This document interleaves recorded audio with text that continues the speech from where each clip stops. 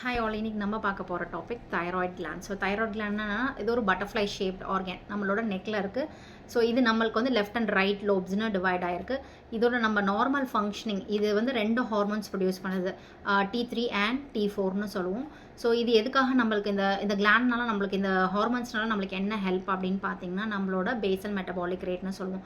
அப்படின்னா என்னென்னா செல்ஸ் ரிப்பேருக்கு, நம்ம பாடியில் டெய்லி வந்து செல் ரிப்பேர் நடக்கும். அந்த செல்ஸ் ரிப்பேர் ப்ராசஸ்க்கு வந்து நம்மளுக்கு ஹெல்ப் பண்ணுது. நம்மளோட ப்ரீதிங்கை வந்து மெயினாக வந்து மெயின்டைன் பண்ணுறது யாரும் தைராய்டு ஹார்மோன்ஸ். அண்ட் நம்மளோட ஆர்கனோட ஃபங்க்ஷன், ஒரு ஆர்கனும் ப்ராப்பராக ஃபங்க்ஷன் ஆகுதான்னு பார்க்குறது இந்த தைராய்டு ஹார்மோன்ஸ் தான். அது இல்லாமல் சிவப்பணுக்கள் உருவாகிறதுக்கு நம்ம தைராய்டு ஹார்மோன்ஸ் வந்து ரொம்பவே ஹெல்ப். நம்ம பாடியில் இருக்க வாட்டர் லெவல்ஸை மெயின்டைன் பண்ணுறதுக்கு, இன்னொன்று எலக்ட்ரோலைட் பேலன்ஸ், சோடியம் பொட்டாசியம் லெவல்ஸை மெயின்டைன் பண்ணுறதுக்கு வந்து நம்மளோட தைராய்டு ஹார்மோன்ஸ் ரொம்பவே தேவை. அண்ட் அது இல்லாமல் நம்மளோட மெட்டபாலிசம்ஸ், நம்ம சாப்பிட்றோம் கார்போஹைட்ரேட்ஸ், ப்ரோட்டீன்ஸ் அண்ட் ஃபேட்ஸ், இது எல்லாமே வந்து கன்வெர்ட் பண்ணி நம்மளோட எனர்ஜியை கன்வெர்ட் ஆகிறதுக்கு, அந்த மெட்டபாலிசம் இன்க்ரீஸ் பண்ணுறதுக்கு இந்த தைராய்டு ஹார்மோன்ஸ், இதெல்லாம் நம்ம பேசிக் ஃபங்க்ஷன்ஸ். ஸோ இதில் வந்து ஒரு ப்ராப்ளம் வரலாம். ஒன்று, இந்த தைராய்டு ஹார்மோன்ஸ் அதிகமாக இருக்கலாம், இல்லை கம்மியாக இருக்கலாம். அதிகமாக இருக்கிறப்போ என்னன்னு சொல்லுவோம்னா நம்ம ஹைப்பர் தைராய்டுன்னு சொல்லுவோம்.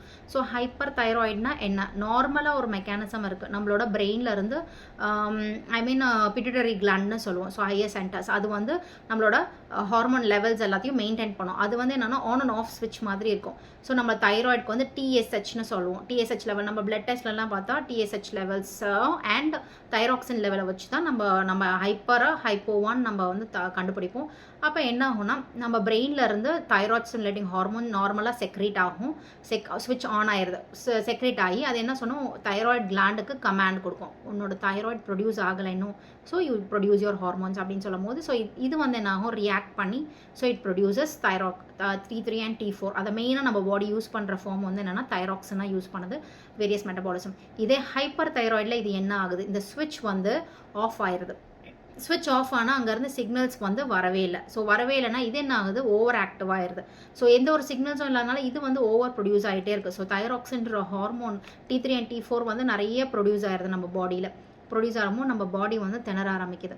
ஸோ இந்த நம்ம நார்மல் மெட்டபாலிசம் சொன்னது, அப்போ அது எல்லாமே வந்து இப்போ இங்கே இன்க்ரீஸ்ட் ஆனதுனால என்ன ஆகும், ஸோ அந்த பர்சன் வந்து ரொம்ப டயர்டாக இருப்பாங்க, ரொம்ப வந்து எப்படின்னா ஆன்சைட்டி, ரொம்ப ட்ரெமர், கையெல்லாம் நடுங்கிறது, ரொம்ப அவங்களோட மெட்டபாலிசம் அதிகமாக இருக்கனால என்ன ஆகும்னா அவங்களோட ஹார்ட் ரேட் ரொம்ப அதிகமாக இருக்கும், ஹேர் ஃபால் அதிகமாக இருக்கும், வெயிட் லாஸ் அதிகமாக இருக்கும், ஸ்னெயில்ஸ்லலாம் ரொம்ப சேஞ்சஸ் தெரியும், ஸ்கின் சேஞ்சஸ் தெரியும், அவங்களுக்கு வந்து ஹீட் வந்து ரொம்ப ஹீட் ப்ராப்ளம்ஸ்லாம் ரொம்பவே அதிகமாக வரும். ஸோ இதெல்லாம் தான் நம்ம வந்து அவங்கக்கிட்ட பார்க்குற சேஞ்சஸாக இருக்கும்.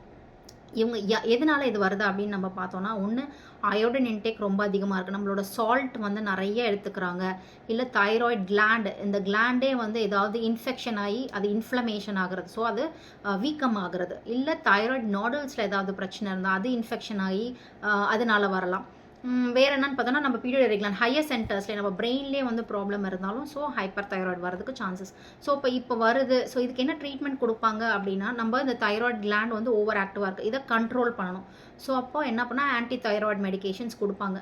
ஸோ ஆன்டி தைராய்டு மெடிகேஷன்னா இதை வந்து கண்ட்ரோல் பண்ணுறதுக்காக கொடுப்பாங்க. ஒரு சில நேரம் ரேடியோ ஆக்டிவ் தெரப்பி சொல்லுவாங்க, ரேடியோ அயோடின் தெரப்பி. அப்போ நம்ம பாடி வந்து என்ன ஆகும்னா, தைராய்டு ஹார்மோன்ஸ் ப்ரொடியூஸ் பண்ணுறதுக்கு என்ன பண்ணணும், நம்ம பாடியில் உடம்புல இருக்க ரத்தத்தில் இருக்க அயோடினை எடுத்து தான் நம்ம பாடி வந்து T3 அண்ட் T4 ப்ரொடியூஸ் ஆகும். ஸோ ப்ராப்பர் அயோடின் லெவல் இருக்கணும். அப்போ இருக்கிறப்போ இப்போ அதிகமாக இருக்கிறப்போ என்ன ஆகும்னா அதிகமாக ப்ரொடியூஸ் பண்ணும், ஸோ ஹார்மோன்ஸ் அதிகமாக ப்ரொடியூஸ் பண்ணும். ஸோ இப்போ இந்த ட்ரீட்மெண்ட் என்ன கொடுப்பாங்கன்னா, ரேடியோ ஆக்டிவ்னா அது என்ன பண்ணும், அந்த செல்ஸை டிஸ்ட்ராய் பண்ணிடும், நம்மளோட தைராய்டு கிளாண்ட்ஸில் இருக்க செல்ஸை டிஸ்ட்ராய் பண்ணுச்சுன்னா ஹார்மோன்ஸ் வந்து ப்ரொடியூஸ் பண்ணாது. ஸோ அது வந்து ரொம்ப டேஞ்சரஸ். ஸோ அது ஒரு ட்ரீட்மெண்ட் இருக்குது. அண்ட் வேறு என்னென்னா, ஹார்ட் ஹெல்த்தை மெயின்டைன் பண்ணுறதுக்காக நிறைய ட்ரீட்மெண்ட்ஸ் கொடுப்பாங்க, அண்ட் பீட்டா பிளாக்கர்ஸ் கொடுப்பாங்க. இந்த மாதிரி வேரியஸ் மெடிகேஷன்ஸ் வந்து இன்னொன்று எல்லாம் ரிமூவ் பண்ணிடுவாங்க. ஒன்று கேன்சர் இருக்குது, ஸோ லைக் இந்த மாதிரி இருக்குன்னா தைராய்டு கிளாண்டே ரிமூவ் பண்ணிடுவாங்க. அப்போ அவங்க என்ன போயிடுவாங்கன்னா ஹைப்போ தைராய்டு. ஸோ இப்போ கிளாண்டே இல்லைன்னா நம்மளுக்கு தேவையான தைராய்டு லெவல்ஸ் அங்கே வந்து கிடைக்காதப்போ நம்ம வந்து எக்ஸ்டர்னலாக மெடிகேஷன்ஸ் மூலயமா தருவாங்க. ஸோ இதுதான் ஹைப்பர் தைராய்டு. ஸோ அது என்னெல்லாம் ட்ரீட்மெண்ட் கொடுப்பாங்க பேசிக்காக.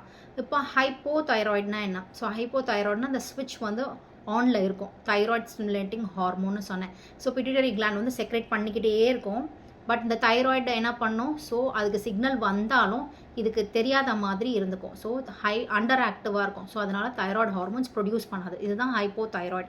ஸோ இதை வச்சு தான் நம்ம டிஎஸ்ஹெச் வந்து இன்க்ரீஸ் ஆகும், தைராய்டு ஹார்மோன் டிக்ரீஸ் ஆகும். தைராக்சின் லெவல் வந்து டிக்ரீஸ்னு காமிக்கும் நம்மளோட ரிப்போர்ட்ஸில்.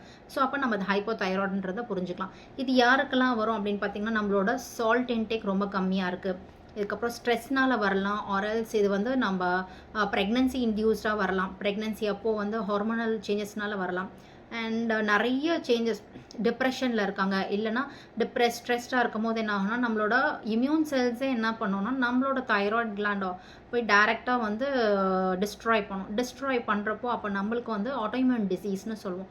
ஸோ அது வர்றப்போ என்ன ஆகும்னா ஹைப்போ தைராய்டு வரதுக்கு சான்சஸ் அதிகம். நம்மளோட இம்யூனிட்டி செல்ஸை நம்மளோட ஓன் ஒரிஜினல் செல்ஸை டிஸ்ட்ராய் பண்ணுறப்போ இந்த மாதிரி வரும். அப்போது தைராய்டு ஹார்மோன்ஸ் ரொம்ப கம்மியாக சுரக்கும். ஸோ இப்போ இதுக்கு என்ன கொடுப்பாங்க அப்படின்னா, இங்கே ஹார்மோன்ஸே ப்ரொடியூஸ் பண்ணலை, ஸோ அதனால் ஹார்மோனல் தெரப்பி தான் வரும். ஸோ தைராக்சின்ற ஹார்மோன் வந்து அதுதான் நம்ம மெடிசன்ஸாக நம்மளோட எவ்வளோ அளவு இருக்கோ அதுக்கு ஏற்ற மாதிரி நம்ம மெடிசன்ஸாக எடுத்துக்கிட்டு இருப்போம். ஸோ இதுதான் hyper and hypo thyroid. So இது வந்து ஆட்டோஇம்யூன் டிசீஸ்னாலேயும் வரலாம். ஹைப்பர் தைராய்டு அது என்னன்னு சொல்லுவோம்னா கிரேவ்ஸ் டிசீஸ்னு சொல்லுவோம். ஸோ அது என்னென்னா ஐஸ் ரொம்ப பல்ஜாக இருக்கும். ஸோ ஹைப்பர் தைராய்டில் அண்ட் ரெண்டு இதுலேயுமே வந்து இது வந்து ஹைப்போ தைராய்டில் வந்து அதுவும் ஒரு ஆட்டோஇம்யூன் டிசீஸ்னாலையும் வரலாம், இல்லை காய்டர் நம்மளோட கிளாண்ட் வந்து ரொம்ப ஸ்வெல் ஆகுறதுனாலையும் வரலாம். ஸோ இதுதான் வந்து நம்மளோட பேசிக் தைராய்டு பற்றின எக்ஸ்ப்ளனேஷன்ஸ். இதே வந்து நம்ம தைராய்டு வந்து எப்படி வந்தால் அதை வந்து என்னெல்லாம் ஃபுட் எடுத்துக்கலாம், என்னெல்லாம் ஃபுட் அவாய்ட் பண்ணணும், வராமல் எப்படி தடுத்துக்கலான்றதை நம்ம நியூட்ரிஷன் ஆஸ்பெக்ட்ஸில் பார்க்கலாம். தேங்க்யூ.